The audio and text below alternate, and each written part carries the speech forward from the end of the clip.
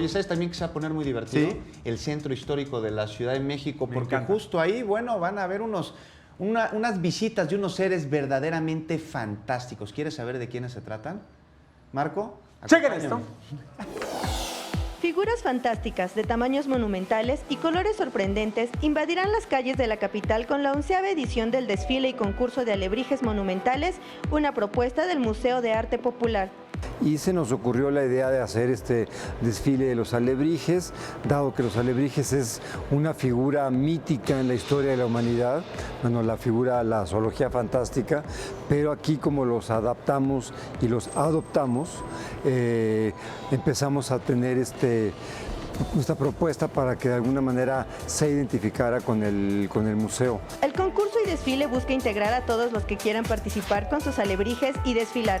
No existe ningún tipo de limitación para la imaginación. El desfile, desde que comenzó, lo comenzamos también a llevar a diferentes asociaciones y han participado asociaciones de ciegos o débiles visuales, síndrome de Down, gentes con cierta limitación en términos de libertad, grupos vulnerables. Por lo tanto, han participado estas 5 poblaciones y lo que queremos nosotros es eso, que la gente se incluya dentro del desfile del programa.